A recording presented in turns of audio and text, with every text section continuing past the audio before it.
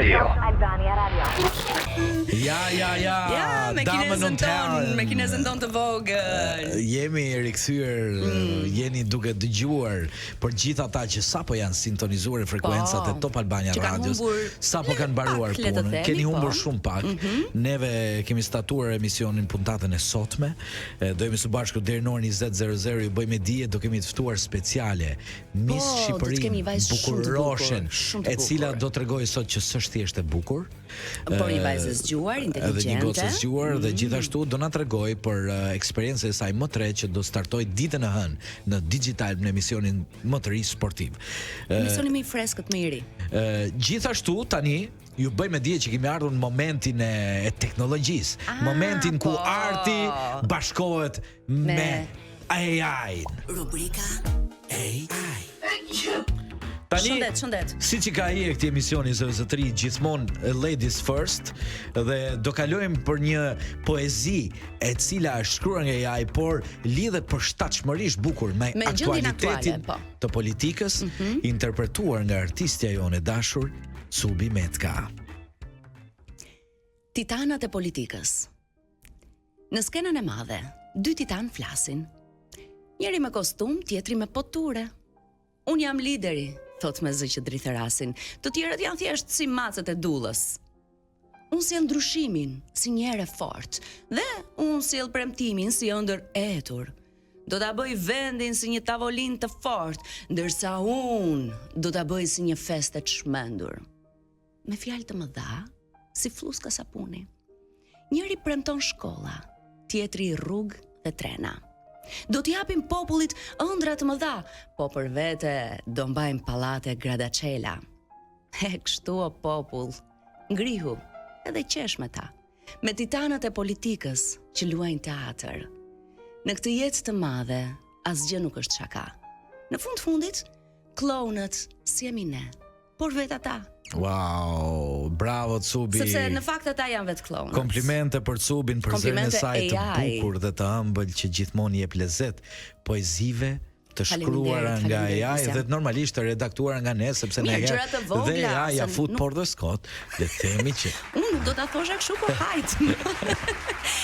Ndërsa tani kalojmë tek AI me një poezi, Macja dhe Miu. Macja dhe Miu. Po.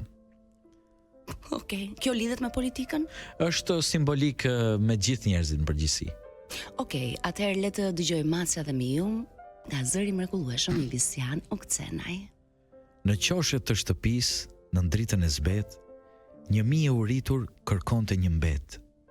Me hundën e holl nuhaste çdo gjë, pa ditur se Macja po rrinte në të.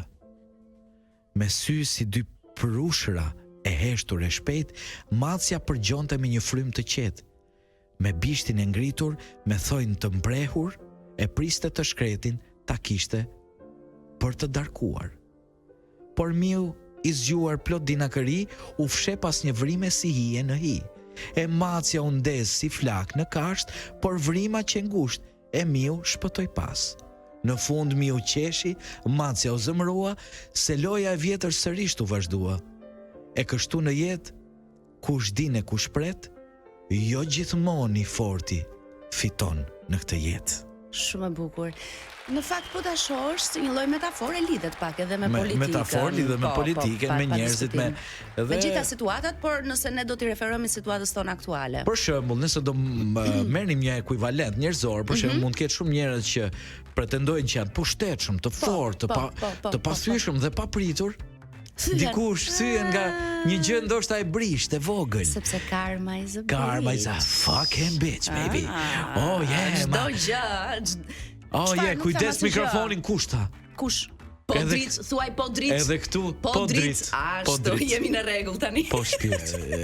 Dikush është e bukur kësaj se Cupi po na tregonte kuriozitet tani, dhe ne ishin dy budallën duke e provuar kuriozitetin, sipas zbulimit të Cubit. Gishti i madh i dorës, po është sa hunda jon. Është sa gjatësion. Edhe ne ishim dy rrota këtu, duke zgjat gishtat kështu, e duke mat hundën. Tani ju dhe që Kloi gjithmonë që na kap shumë befasina. Ju që sjeni në timon mund ta provoni. A keni gishtin e madh sa që keni hundën apo jo? Po provojeni dhe na merrni në Na merrni në telefon, po ashtu, na merrni dhe në telefon edhe ta diskutojmë tani se ne të dyve nuk po na del. Na del gishti më i madh se sa hunda. Po, me thënë drejtën, shqyqyr zotit nuk e kemi hundën kaq. Ç'a tregon kjo? Po, kjo nuk vlen për njerëzit që kanë bërë hundën. Jo, Kloj, jo. Atë merak ke ti. Nëse keni një dëshirë, një kuriozitet apo një bisedë për të bërë me neve, mund ta telefononi në numrin e telefonit 069 20 4729. Edhe një herë për gjithë ata që nuk e fiksuan, s'do e them më. 069 20 47 299. Ky ishte numri i telefonit. Mund ta merrni nga ky moment deri në orën 8 këtu jemi. Që do jemi këtu dhe më pas mund ta merrni prapë, po si jemi ne. Përgjigjet kushtjet. Përgjigjet Elona. Dhe me që jemi te kuriozitetet Visian, do të them edhe një gjë tjetër.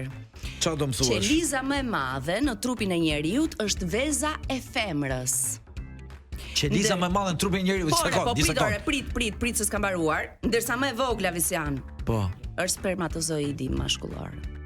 Domethënë qeliza më e madhe në trupin e femrës, në trupin e një njeriu, është veza e femrës, ndërsa më e vogla është spermatozoidi te mashkulli. O Cubi, nuk ka sens kjo që thua. Në trupin e njeriu s'ka vezë mashkulli. Te femra pra, në trupin e femrës, qeliza më e madhe pra, është veza, ndërsa më e vogla tek meshkujt është spermatozoidi. Po kush është më e vogla te femrat? Apo spermatozoidi mashkullit që ka hyrë? Qeliza më e vogël ore po të them. Po njeri. Po njeri. O Kloja, jam dhe unë. Qeliza më e vogël. E kujt? Te femra, në trupin e femrës është veza. Po kush është më e madhja? Më e madhe nuk e kanë gjetur akoma.